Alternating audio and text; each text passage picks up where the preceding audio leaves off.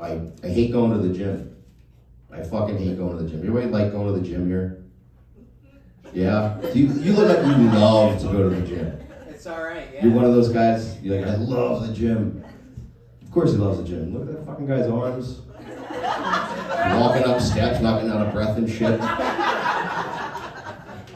Jealous, but also go to hell, sir.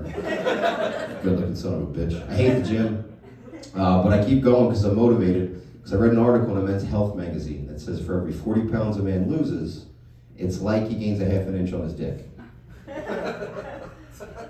It's the real deal. I lost 50 pounds. It's fucking science. I'm not saying I have a big dick. Just saying I have a bigger dick. You lose 40 pounds, you do gain a half an inch on your dick. My new life goal is to lose 210 pounds. So it'll be an 11-pound dick.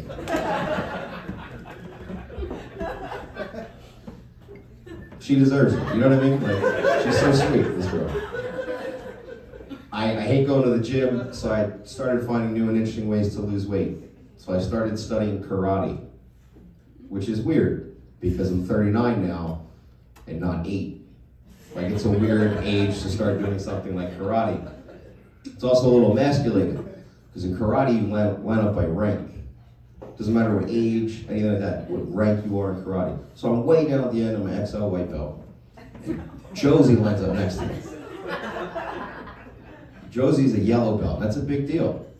Josie's also an honor roll student at Collingswood Middle School. She outranks me by a lot in karate. She's always on the balls of her feet. She karate chops air and shit all the time. You know how much fucking cocaine it'd have to do to have half of Josie's energy? A lethal amount of cocaine. She's always reminding me to have fun. Isn't this fun? Isn't this fun? Oh my God, isn't this fun? Ha! Josie. It's 8 o'clock in the morning on a Saturday. We have different definitions of the word fun. You're probably not even a little hungover right now. The instructor is actually my cousin. He's running a karate school for 20 years, so I'm pretty proud of him. But he would tell me things before I started studying karate. He would say things like, karate is not about fighting your opponent. Karate is about the fight within yourself.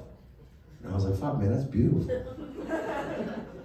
And after the first class, I could feel like my heart, I was like, this is probably not good. I don't know what's going on here, sensei, but I didn't take that literally. Like, Jimmy, my organs are literally going to be fighting for survival.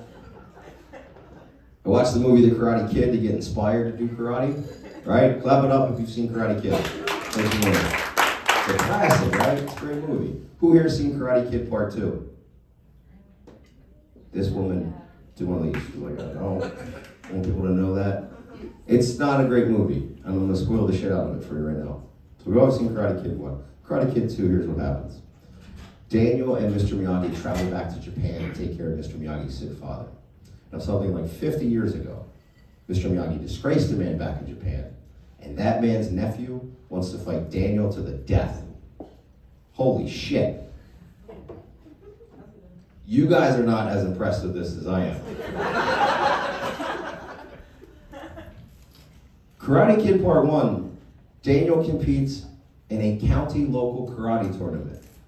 Karate Kid Part 2, Daniel competes in Japanese Mortal Kombat. Not that it matters.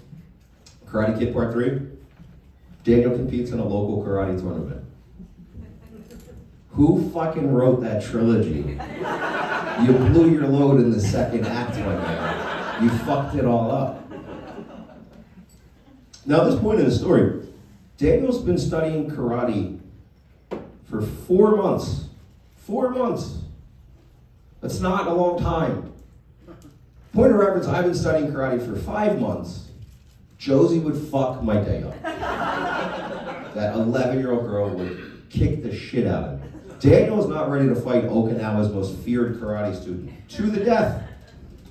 Mr. Miyagi lets him do it. That's how you know he's a shitty sensei.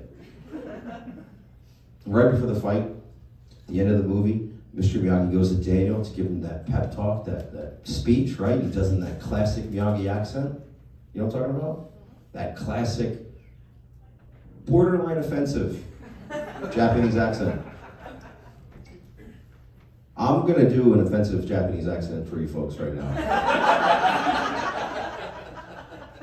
I wanna be clear, it's not because I wanna be offensive. I'm gonna do an offensive Japanese accent because American actor Pat Morita made a character choice 38 years ago. Now I'm in Saratoga Springs, New York, trying to entertain you fine folks.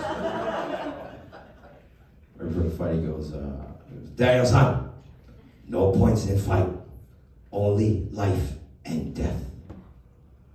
And then Daniel fights this fucking guy. He wins, thank God.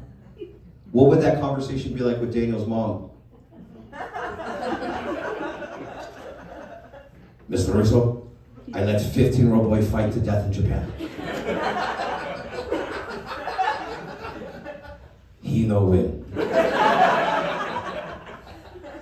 You still pick Miyagi up from airport Thursday. Because he's got to get home. He's not liked in Okinawa. He's got to get back to Reseda, and he doesn't have a lot of friends. That's why he befriended a fucking child in his apartment complex to begin with, which could have been a very, very different movie.